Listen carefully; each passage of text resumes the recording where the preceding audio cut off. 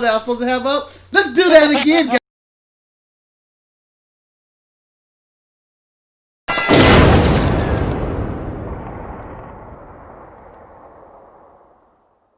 Wow! Wow, welcome to another edition of the Untitled Manny and Marcus Show. I'm Marcus the Grand Finale, and I'm joined by... Lord Manny. Hey, hey! Ho ho! Yes, we started the show with the wrong screen up, but we were ready to go live. We were so excited about this show, we're ready to go live. So you had to watch me turn off the fan before we started the show. I can't believe I fell for that. Manny, how you doing on this great day, this heat wave in August? Oh, my heat wave's over. God, I had a nice stormy weekend. The temperatures are low. I'm ready for life again. I'm not taking 4 showers a day. Well, my heat wave feel like it's just beginning, and it's hotter than ever. We're burning up. They're talking about blackouts might be coming soon, because of the heat wave. So this might be the hottest show we've ever did. Consider. And so you might actually die on this show. I might actually die. Tune in. And see 40 minutes later if I survive another episode of the Untitled Manny and Marcus Show. So let's jump in to the show. Shout out to Grunchworth. He just says Marcus drips in sweat. Shout out to Grunchworth for being in the chat. Lumber chat. Chat in anytime. We'll do our best to respond. Yada, yada, yada. Virtual experience. Unlike anything we probably have seen, but they're going to say like we've never seen in the world of professional wrestling. Manny, from the description they gave and some of the setup photos that were leaked, how do you feel about the WWE Thunderdome? From the setup, it actually generally looks impressive, but that doesn't imply how it's going to work out, because we all know what they like to do, and that's take shots of people of the crowd when something impressive happens. But I'm just doing my random facial expressions. Getting ready.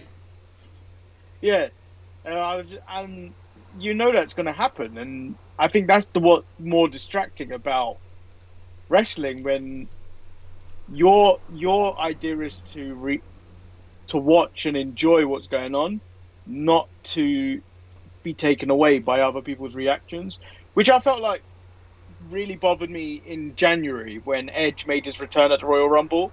Yeah, that was the worst. You got so many fan reactions, and yes, it was granted, but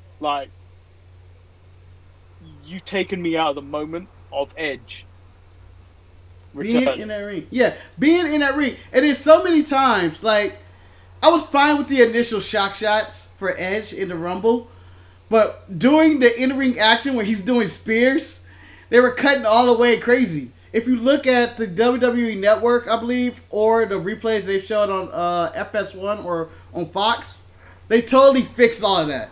They ended up showing all the spears, they cut all the crowd reaction. I need them to, if they're going to show crowd reaction, do it, have discipline, and show it sparingly. Do not be like, oh man, there was a body slam. Oh my god, false finish. Oh, and then you missed the next move. And I know it's going to happen on SmackDown this Friday. And I know everybody plans on shitting on this right off the bat. Just right off the bat. As soon as it happens, I believe AJ Styles and Jeff Hardy are fighting this week. AJ's going to do a 450.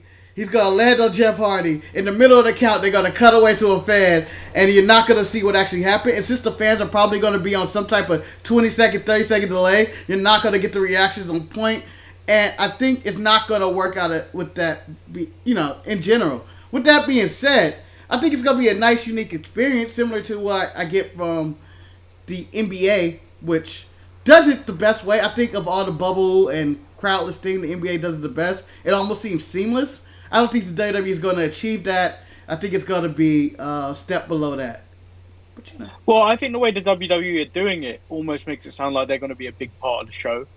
And yeah, the fans are a big part of the show, but they're not the main focus. You know what I mean? Yeah.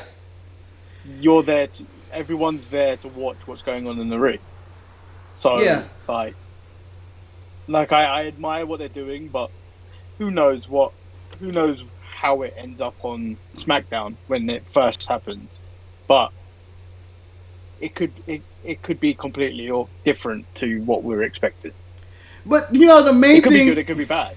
Yeah, I'm willing, like, for a lot of things, I'm willing to hold judgment. I'm not going to say it's good or bad. I'm willing to just give it a try and see what happens with it. But the main thing I'm going to take away from this Thunderdome, that they're not in the Performance Center, and it's going to look different from the Performance Center.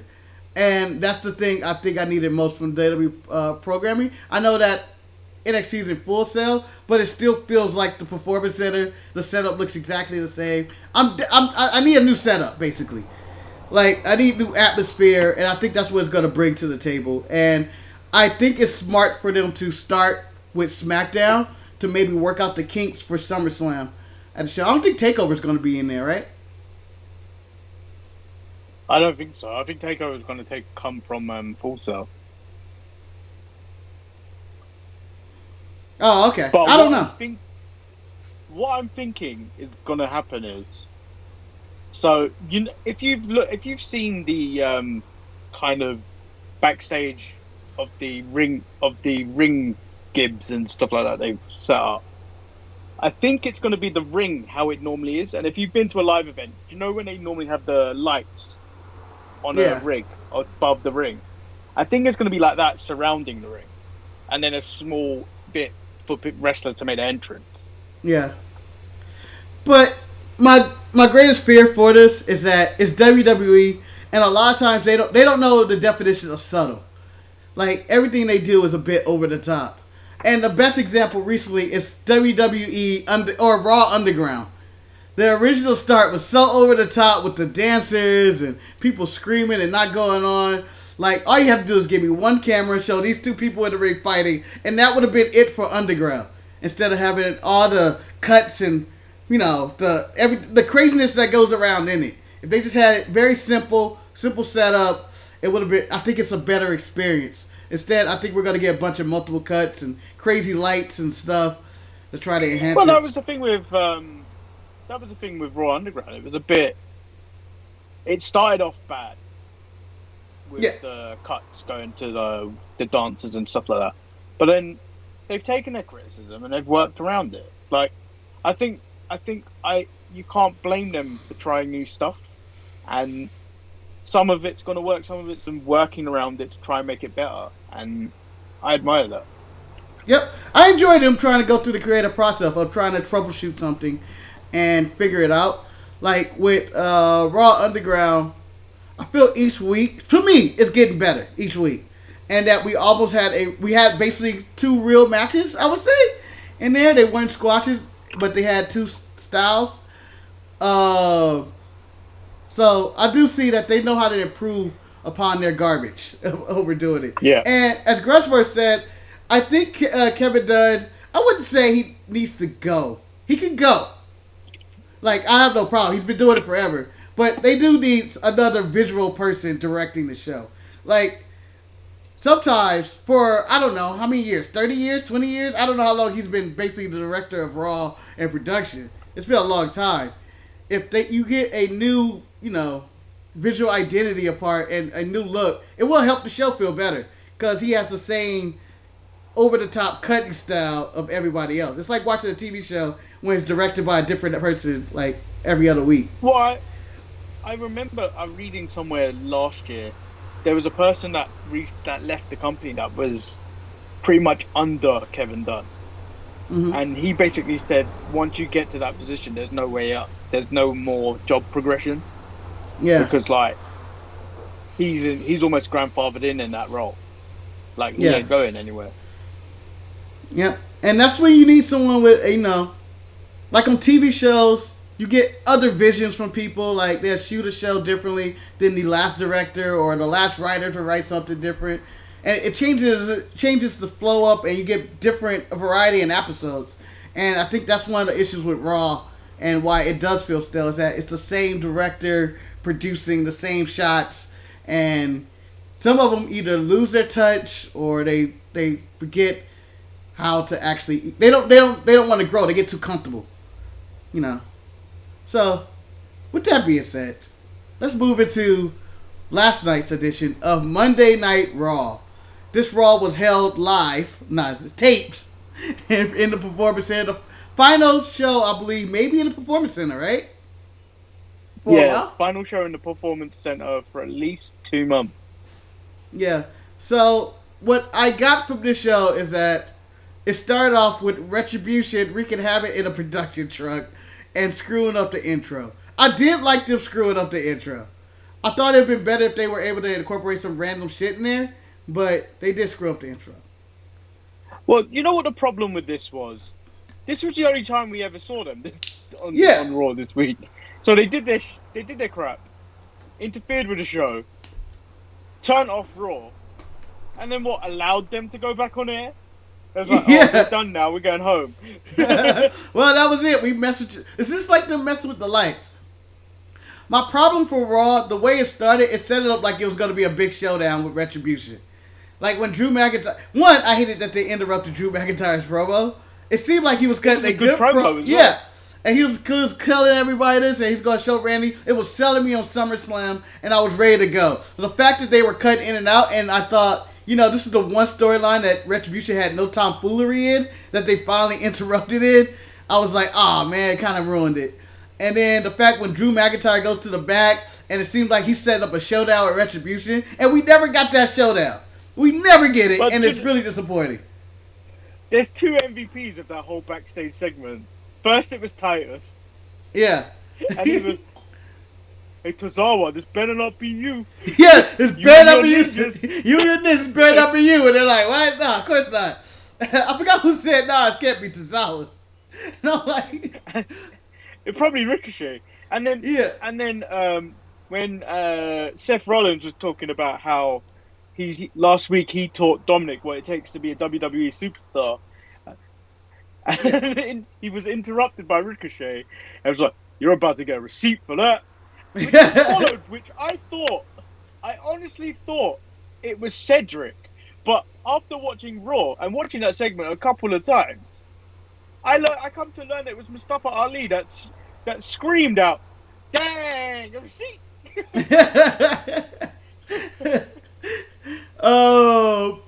No, another issue I had with this, it mirrored SmackDown far too much. This is the exact same segment we got on SmackDown, except for it was Baron Corbin and Big E instead of Drew McIntyre and Seth Rollins. It was literally the exact same segment. The only thing with this was that set up SmackDown last week. So, it set up Big E, Sheamus at the end. Yeah. And then, Corbs and... Oh, you call him Corbs now? Ooh, I didn't realize you guys were so close. Corbs and something. I can't even remember what he did. Corbs and Shirley G? Led to nothing because I was thinking, if Drew retains or if he doesn't, his next program will be with Seth Rollins. Again? They go back to that? Well, I think that's the way forward because I don't think you could go another Dominic and Seth or Ray and Seth again. That's gone on too long. I believe that's done. I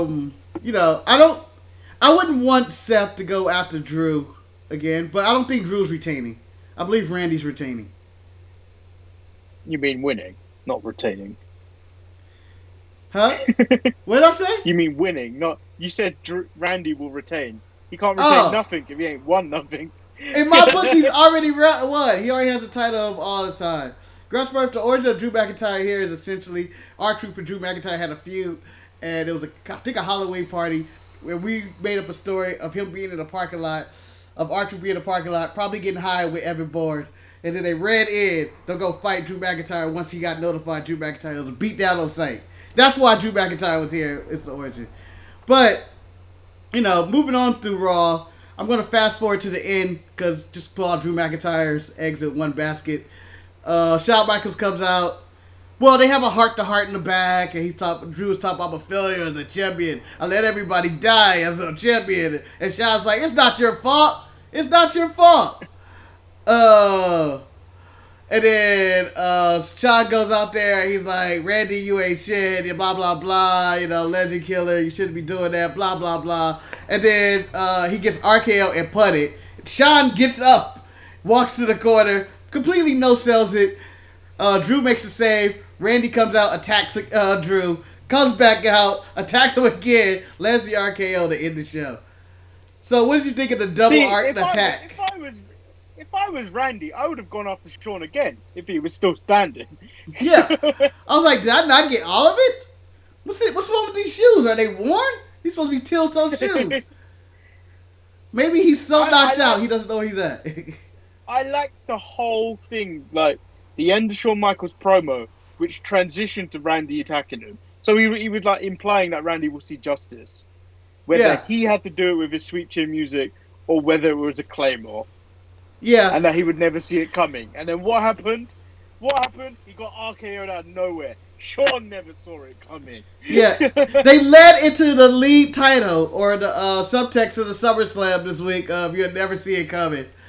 And so I enjoyed that. I just didn't enjoy the no sell. Like, I felt like he should have stayed there. Everybody else goes straight down after the point. Sean seemed to get up. I just felt like he should have been dead. They could accomplish the same thing where he'll be laid there dead and his bald spot shining into the camera. That's probably what he was trying to say. Nobody needs to see I'm old. Don't let them know. Don't let them know. I'm growing the ponytail back, all right, guys? I swear. I'm going to comb it over. But, yeah, it's absolute. I was annoyed by that. And the fact that I thought Retribution was going to come out at the end as well or something, and maybe involve themselves in the Drew match. Not like involve themselves in their feud or whatnot, but maybe be the reason Sean's distracted or something happened and RKO come out of nowhere. But it just seemed like it was a beginning that didn't actually complete itself. Like, Retribution did that. We're going to mess with the production and then we're going to dip. All right, guys? I don't really have anything we want to destroy today. So, that was the end of the show. I thought it was an okay segment, except for the no sell.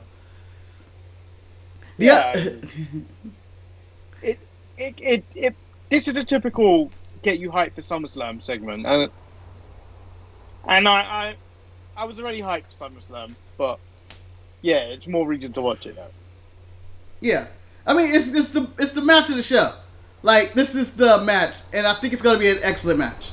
I can't imagine them having a terrible match, but I can imagine people being frustrated with all the camera cuts from the Thunderdome.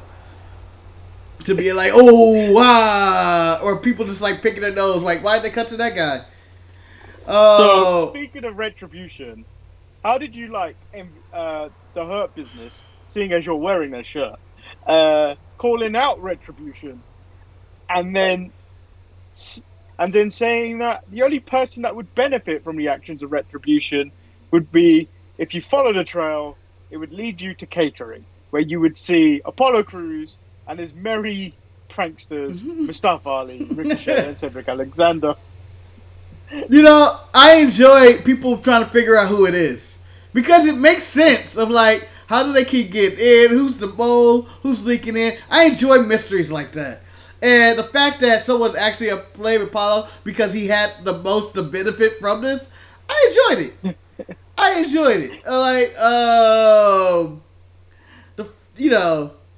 It is delusional heel. I believe most people realize that Apollo has nothing to do with this. I don't think he didn't see. He's a pretty muscular dude. He'll stand out if he was a part of Retribution. They didn't have anybody that looks like Apollo. And then Apollo did something which I didn't think he had in it. He delivered a promo that showed some like character. Yeah. Where, like, when he was saying that he's afraid to go back to be one of those guys in catering. Yeah. That's why he's fighting so hard. I was like, whoa, Apollo. I am really enjoying Apollo on a mic. He's really progressing. Like, and I feel like his MVP maybe working with him, and maybe they gave him more free rein to not have to do a scripted promo. I'm sure it's probably scripted, but they let him input his own words in it because he sounds more authentic. Like, this is who the guy is. And his promos are really coming through. And He's impressing me. At first, I thought, I was looking at him and I was like, he's athletic all the way back at NXT. And then he talks and you go like, yep, he's bland. He is bland as shit. Yeah, And he was very bland. And he's never going to get good at this, but this whole United States run or working with the Hurt Business is really showing what he can do on the mic. And eventually, hopefully it elevates him to the main event side of things. And he can cut even better promos because he's coming through as a pretty good babyface. With the Hurt Business involved, what do you feel about the 24/7 title, Cedric, the whole like he may be joining him or Shelton winning that title and Shelton getting it back and all that going on tonight? Well, it's kind of a similar story to Dakota Kai and Tegan Nox, wasn't it? Where Dakota Kai was really upset that Rhea Ripley didn't pick her for a Survivor Series team. She picked Mia Yim over her. Yeah. And then that led to Mia Yim being attacked, and then inevitably we know what happened, where Tegan Nox got destroyed. She got destroyed in that cage. Yes. I firmly believe that this is where this is leading.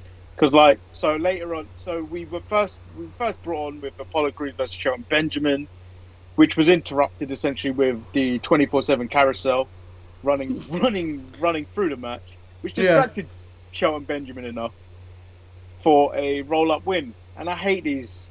These happen far too often, roll-up wins. Yeah.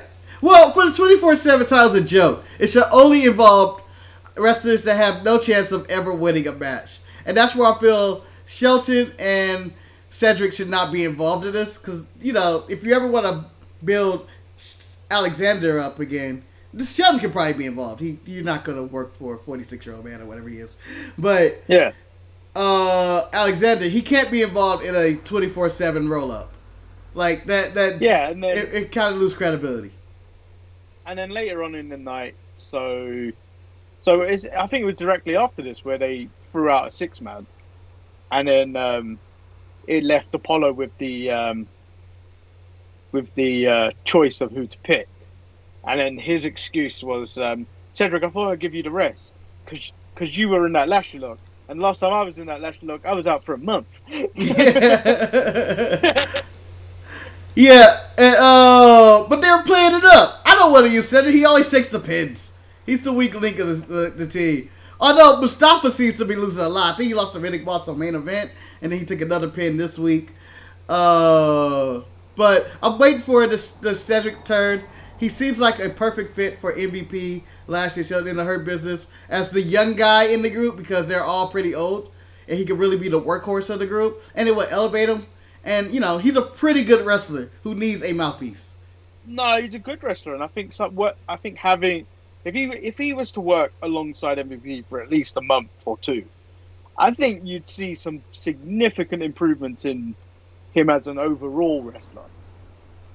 He's solid in the ring. He's not very good on the mic. Yeah. You work with MVP, who wasn't very good in the ring, but was solid on the mic. Yeah. And you'll see vast improvements for him. So, here's the question I have for this. They had their 6-man elimination tag with, not Cedric, Ricochet, Mustafa, and Apollo. How do you feel about Bobby Lashley just being a monster, just basically beating everybody? That's what he's supposed to be. And then he made Apollo tap, and MVP was the one eliminated. I feel like that doesn't sell me on their match coming up at SummerSlam. No, he beat Apollo by a spear.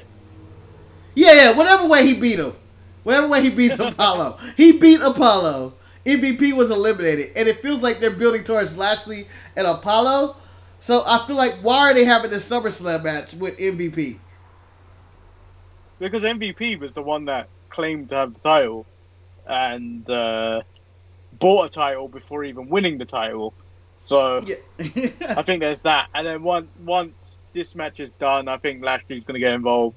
But who knows? We might get Lashley Drew again or Lashley whoever after this. So we don't know what their intentions are. I feel like I think what happened here is that they're coming under the problem of 2 pay-per-views back-to-back weeks with SummerSlam and then pay off a week after.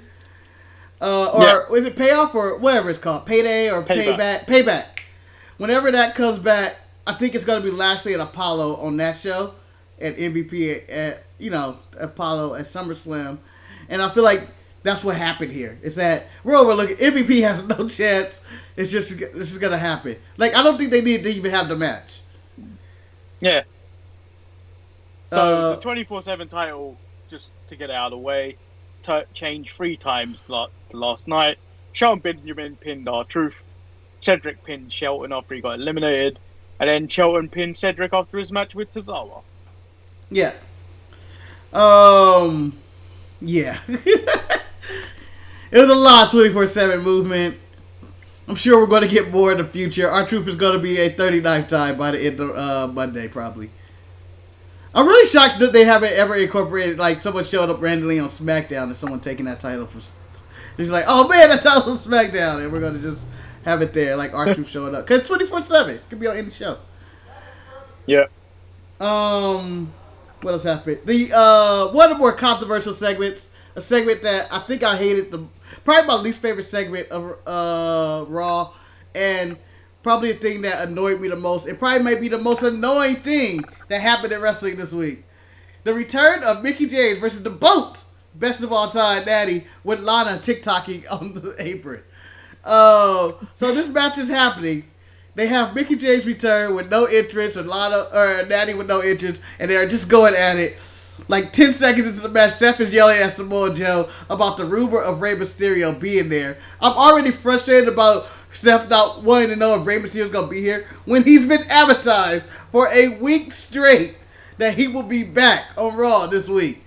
That was the big advertising. Him and Sean will be here on Raw. And so Samoa Joe's like, who's your source? And I'm like, did you not watch TV this week? I know it's a taped show, but who's your source? So this annoyed me, and then Mickie James loses to some fluke count out or something, and it's just happening in the background.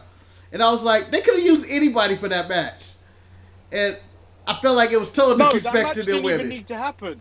Yeah. They could have literally waited for this match to end, for Seth to come out and then do that spot. Like, it was mad disrespectful to those two in the ring. Yeah, I mean, I was criticizing AEW for the disrespect they did with Diamante and Ivelisse when they had Big Swole cut a promo in the middle about something else, and then they covered AEW Dark, and they were talking about results from all over the place, and didn't even cover their match. This was even more disrespectful. That it was just happening in the background, and then it ended in a count out, and this was a returning wrestler, Mickie James. It was absolutely terrible. Like, all of that. It was just like, this didn't need to happen at all. None of it.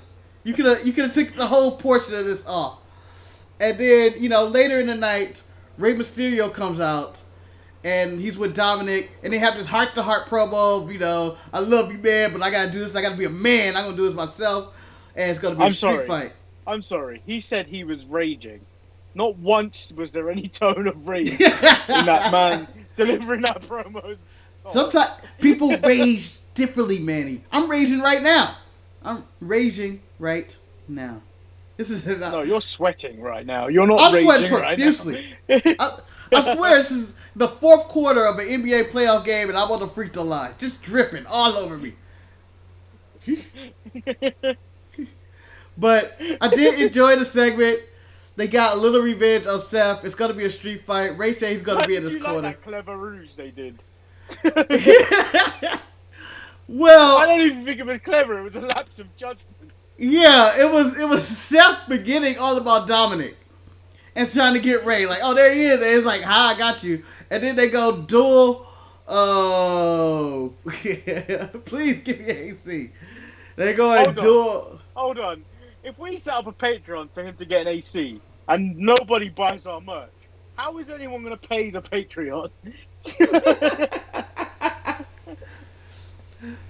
Hey man, whatever I take whatever I can get to get some air in here. But I got a new cooling fan that came today. It should actually. I'm going to start using it when we do the show to cool off. But it's just. Side note, I did tell him to set it up before we started. However, he chose not to. Yeah, I said I feel like figuring out where I'm going to put it and setting it up. It'll take like 3 minutes, but I didn't. I can survive this, all right? I sweat. This is my sauna time, all right? You have a sauna at your gym. This is the closest you can get to a sauna. It's in my house. Just sit here and burn. And burn.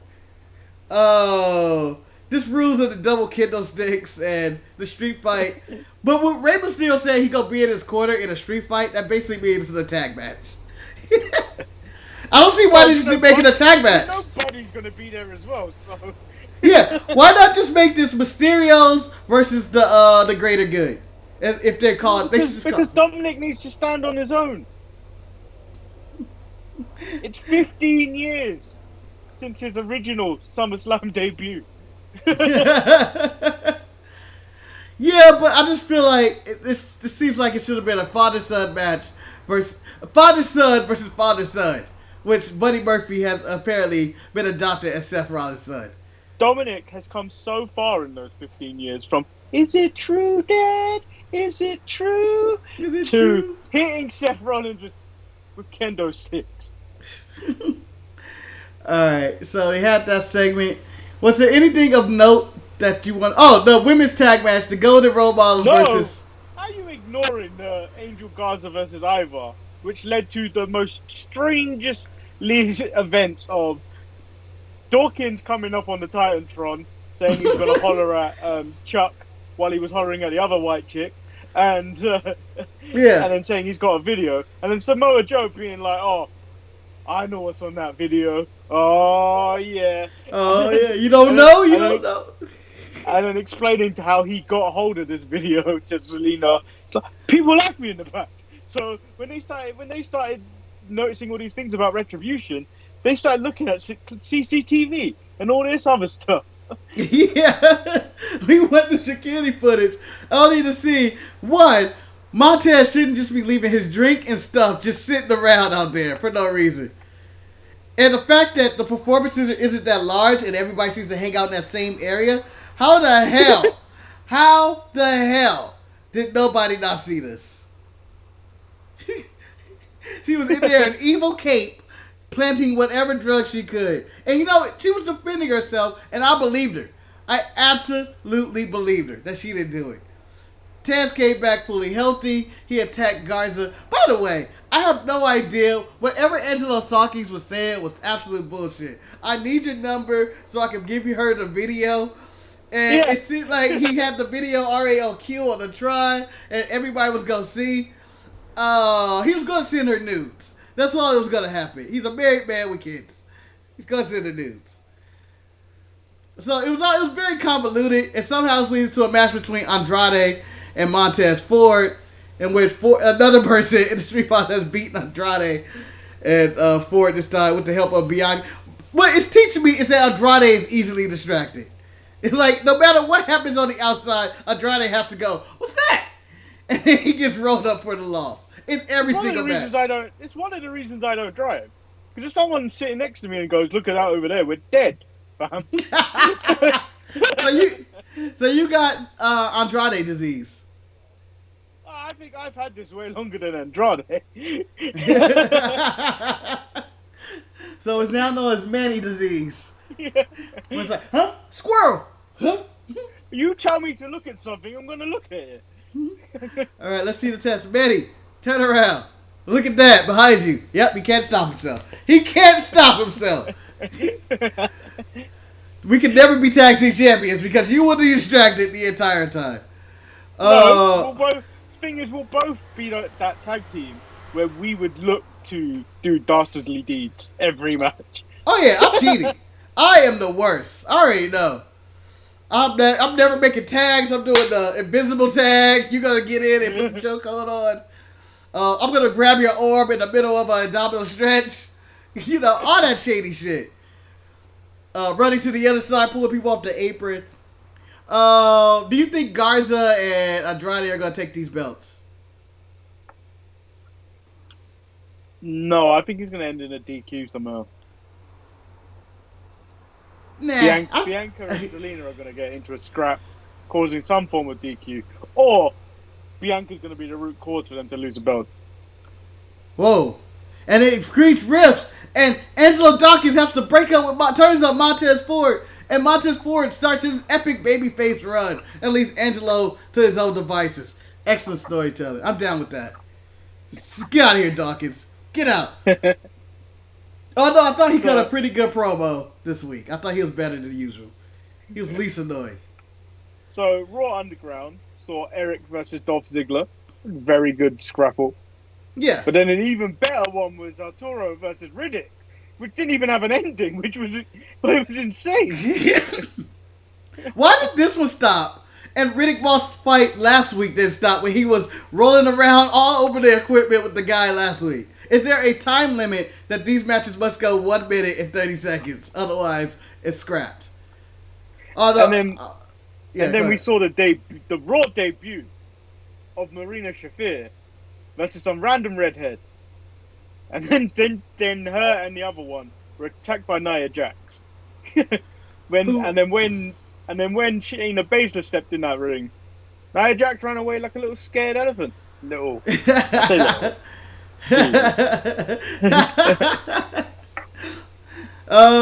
No, Raw Underground's on 4th brand, but I'm enjoying it each week. Like, these scraps are pretty good. People say it's fake MMA.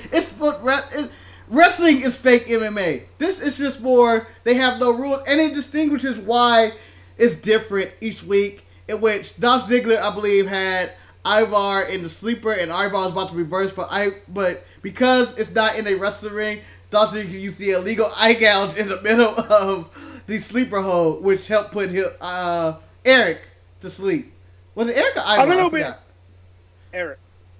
I'm a little upset I didn't get Dabba-Kato this week. Nah, he took the week off. But you did get Swerve Scott holding money hand and fist in a bunch of these fights. And I was like, man, don't make him Cruiserweight champion.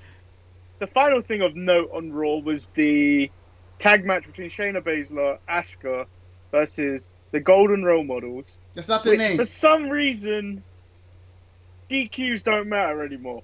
Because they don't exist. Well, in this match. Hold on. DQs don't matter. Suspensions don't matter. Because you can just walk in here. Yeah, but then you can walk into Raw Underground where rules don't matter.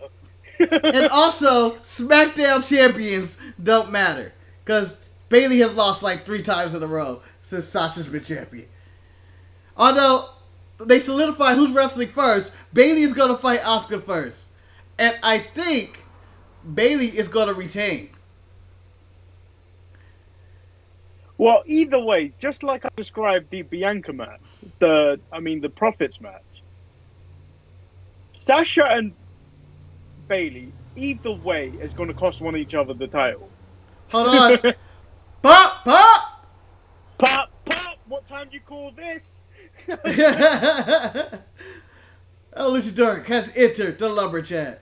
But yeah, I mean, I feel like there's going to be a Sasha or Bayley, one or the other costing each other the title. I'm really excited for their WWE Untitled this Saturday, talking about their epic match. I believe it's the Iron Woman match or whatever.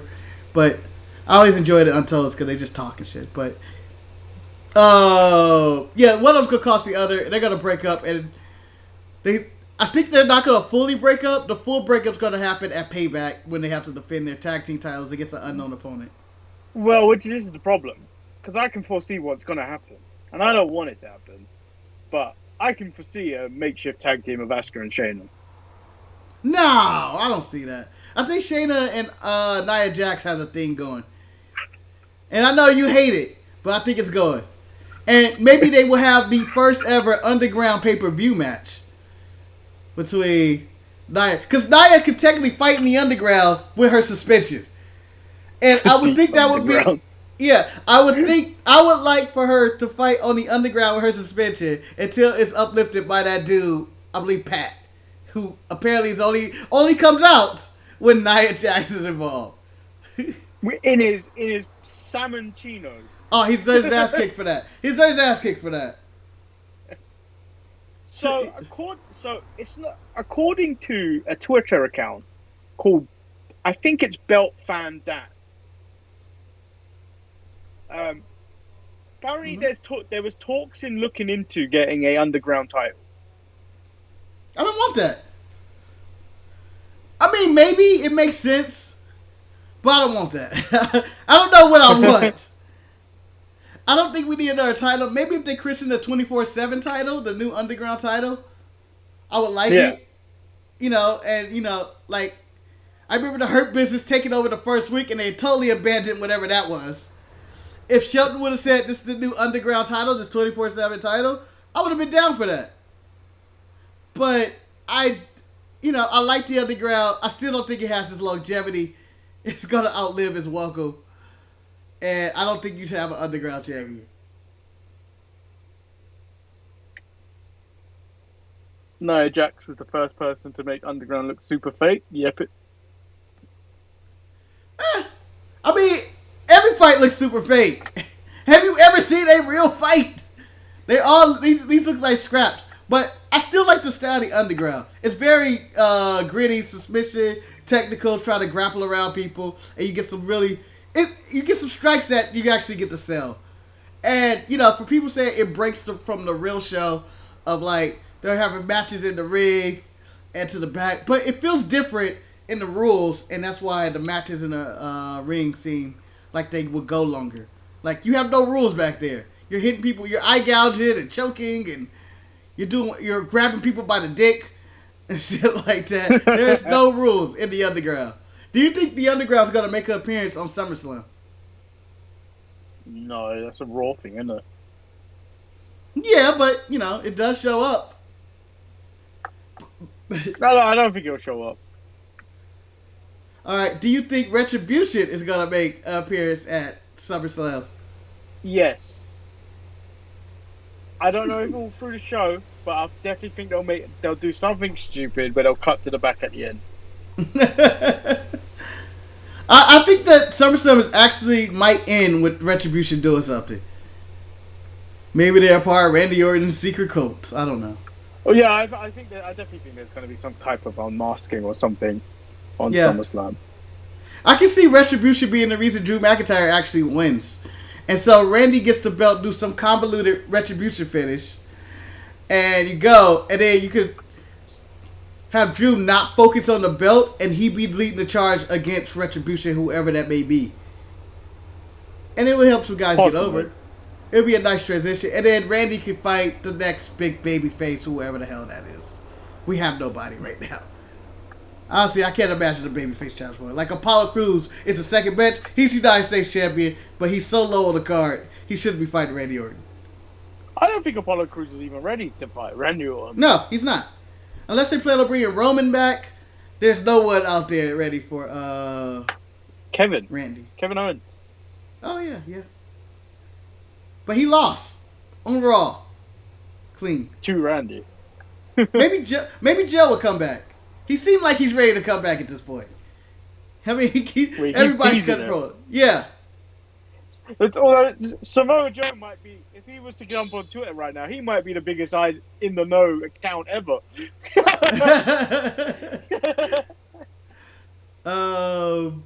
So, Manny, what were your overall thoughts of this edition of Monday Night Raw?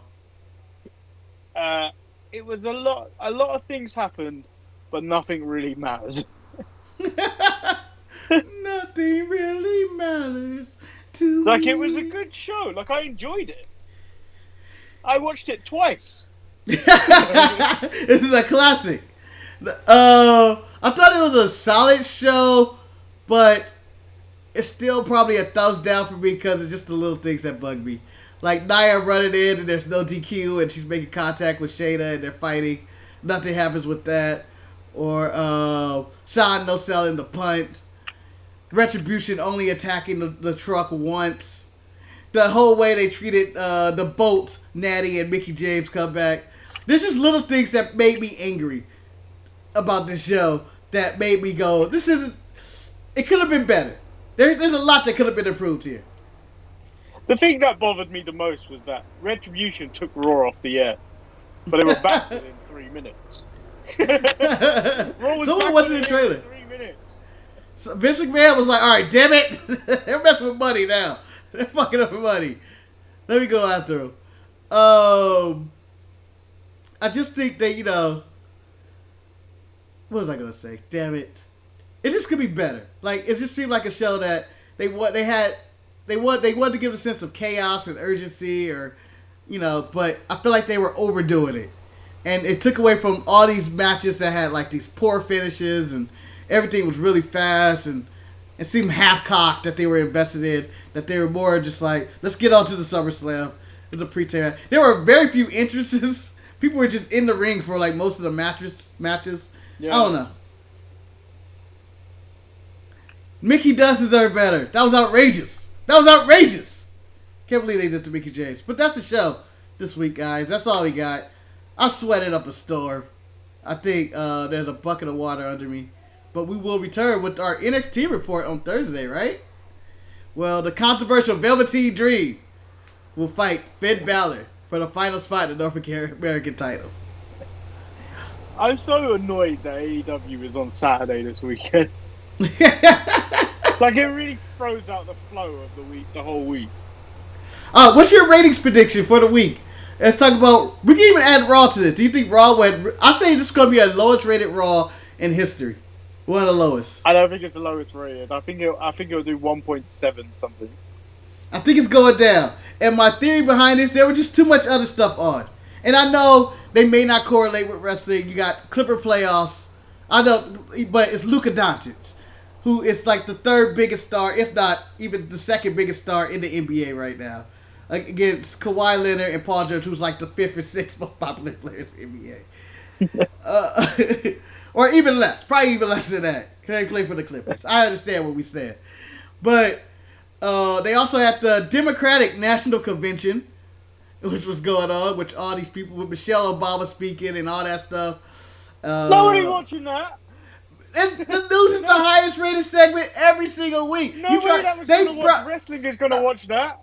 I'm just saying, the extra views, the casual views, don't bring people back in. The casual views, like those random people that scared to go to TV, I got nothing to watch. I think you're going to say, Mickey James returning? Not as big as Michelle Obama returning to talk on TV. I want to see that. I'm just saying, they had their returning faces and all their past wrestlers or politicians coming back, cutting their promos against the WWE.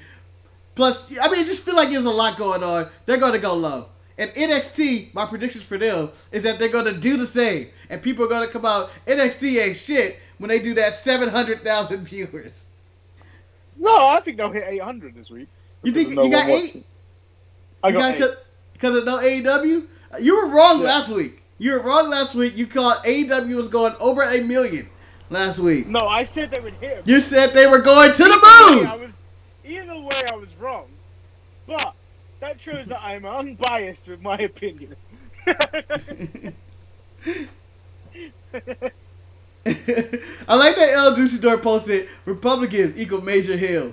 Deal equals major hills. All politicians are probably hills. But you got to pick and choose who you root for. It's kind of like wrestling. I hope for the sake of the lumber chat, all of you have registered to vote. Vote. Either way, it might be a civil war coming. I'm already getting my guns. I suggest you vote. Because I can't support all of you. We're all moving over. The Sharpshooters now in the UK show. We've already played scenes with the GMT time and everything. We're moving over. We're coming. I just realized today that GMT is incorrect at this point of the year. What? I'm taking your advice on this. It turns... I learned because I had to explain to someone what time the show was on, and I went, what's 7 GMT? And then I checked the converter, and it was like, you're supposed to be using BST at this time of the year. I was like, what? British summertime? What? So what am I at? What does GMT actually stand for? Greenwich Meridian Time. Yeah, I thought so. I remember seeing that now. So, 7 p.m. Greenwich Meridian Time or BST. Now at least I know, and I can fix it. Because I felt like I was wrong, but I saw someone post British Spanish Time somewhere else. Leave us GMT, because either way, when it reverts back, we're going to both forget. Why does the initials change? Damn it. That's why I can never move and long live the Queen and all that and go to England. That's it. I'm staying in America, even if it's going to kill me. Or my room. My bedroom's going to kill me. My secret weapon. We fight this room. Ready to go. Sauna room match. Like, oh man, here we go. I'm sweating. I can't even grab them. This week, I don't believe we're doing a watch along at all. It might change. Yeah, so far we don't really have plans to do a watch along. But, you know, tune in Thursday. If we were, I was going to do SummerSlam, but it may turn into either the best of Drew McIntyre or the best of Keith Lee from Evolve. Seeing as that's now on the WWE Network. Yep. It was nice that they added those shows. Ah, boy. I would actually die in Marcus's group. Yeah.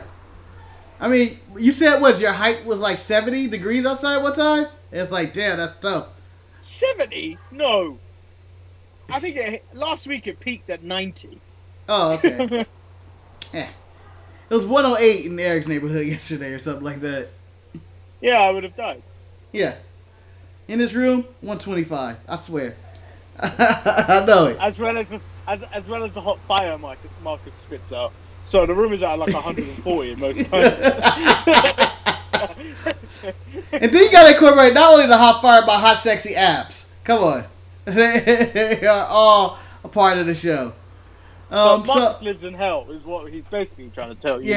Yeah, it's a constant loop. Where his roommate is Kane. And you know what? The worst part about it, he's the devil's favorite demon, and I get no love. I get no love here.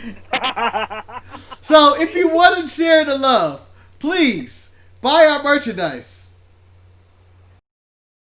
Where's the clip? There's the clip. Buy us now. Help us out.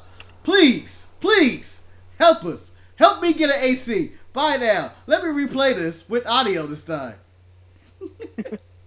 With audio this time. Please, buy this merchandise. Get a mask. Get a t-shirt. Get a hoodie.